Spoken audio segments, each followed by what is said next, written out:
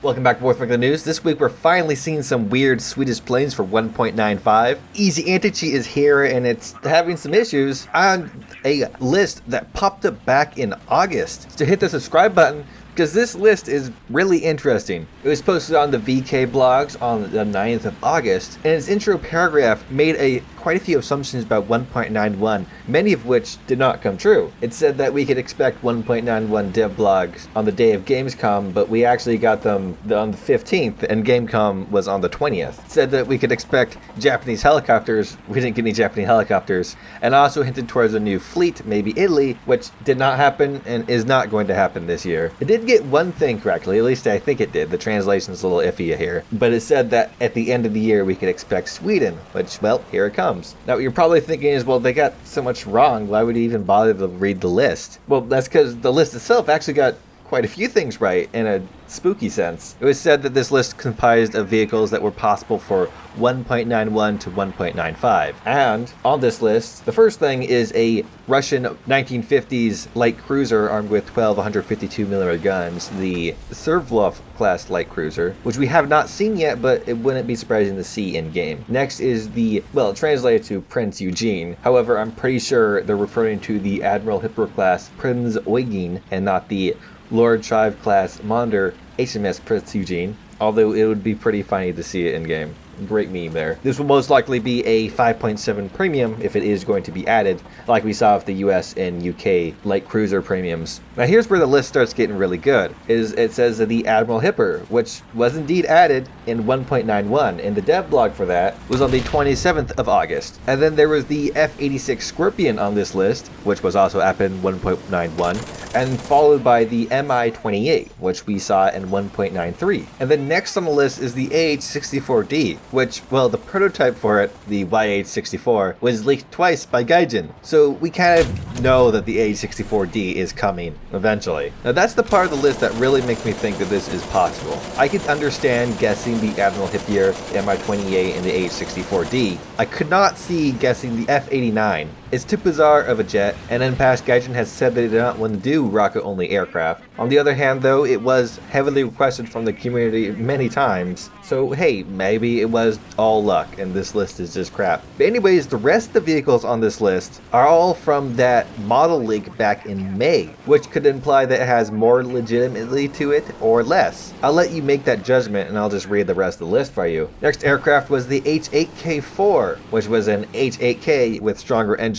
than the 3. After that was the J5N2, which is a Japanese twin-engine heavy fighter, also armed with some upward-facing cannons. I'm pretty sure it has some forward-facing ones as well. Now, that would be the end of this little segment, but there was a quote from Sin10AP on the forums not too long ago, in reply to someone saying that there are no more twin-engine heavy fighters to add to Japan. He said, "Are you sure about that? Lenny face." Next on the list is the D6, which I'm pretty sure is a poor translation of the DI6, which is a Russian two-person biplane with a defensive gun. It looks weird, but I'd kind of like to see it. After that was the Ki-74, which is a Japanese medium bomber that could carry a total of 1,000 kilograms, so I hope you love 800 kilogram bombs. Then was the F-8A, a US Navy jet fighter. In the leak of the models there was a French one too, but it does not seem to appear on this list. Then there's something that I'd really love to see in game, the IL-20, which is a weird Russian ground attacker that could angle its 23mm cannons to a downward angle. Then there was the Yak-25, which is a Russian jet fighter with a large nose. Then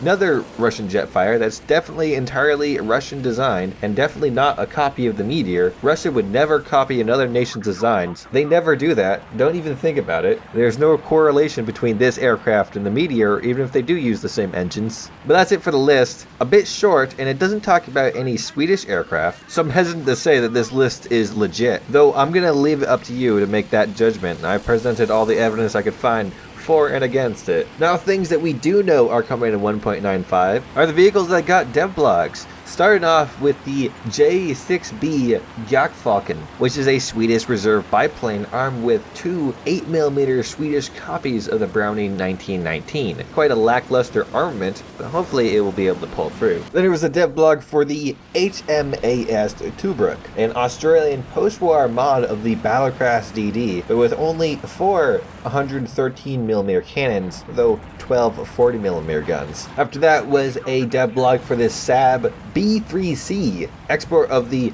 Junkers Ju 86 bomber built in Sweden by SAAB. It doesn't seem to have any large bombs good for killing tanks, but it does come with a torpedo. It's also to be rank 1, I wouldn't be surprised if it was the beginning bomber for them. The final dev blog was for a naval map of New Zealand. Visually it looks nice. Really, I just hope that it's compatible with naval enduring confrontation, as that game mode is much better than the random matches. What we can say for sure is not coming is the F104. This was stated by Sim10AP on the forums, so it seems that one leak I got a little bit ago is indeed not true, unfortunately. At least not true yet. Now this makes me assume that the Lightning is also not coming, as when he said the F104 wasn't coming originally, he included the Lightning there, and I talked about that last week. Now one of the major issues that War Thunder is having right now is with the implementation of EAC, or Easy Anti-Cheat. A large number of people who aren't elite hackers are being flagged by EAC and unable to play realistic battles. It has become such an issue that Gaijin has set up some threads in the forums in which you can express your problems. From what I've heard is that a lot of antivirus will trip off Easy Anti-Cheat. Ones that Gaijin has taken note of is Avast, Malwarebytes, and AVG. If you have any of those antiviruses, I was just trying to click them off and see if War Thunder runs afterwards. Besides that, I've also heard that EAC will be tripped off from RGB lighting software, like Asus Aurora. And in fact, it's apparently intentional to trip off to lighting software. Not that RGB actually improves your game performance, but that people would stack their cheats onto the lighting software to sneak past any anti-cheat. I haven't run into any issues with Easy Anti-Cheat. The antivirus software I use, Avari, seems to function just fine with it. Now, hopefully, Easy Anti-Cheat is doing as intended and blocking cheaters from being able to cheat in the game. I haven't ran into any as of late, though I haven't been playing many top tiers, and that's typically where the cheaters like to hang out. But if it is working, that means that having tournaments and whatnot can be a lot safer. And somehow I'm trying to make this transition to my next topic, which is talking about a proposed Dueling League for War Thunder. In the thread that talks about this, there's a lot of information to talk about how it's going to work. Apparently it's going to have the Aces of Normandy format, and there will be some prizes. For example, you could get 500 GE or 3 days of premium, or so on and so forth, depending on what place you get. Overall, it looks kind of interesting and pretty well laid out. So if you are someone who's actually good at the game, unlike me, maybe you'll be interested. It will be linked in the description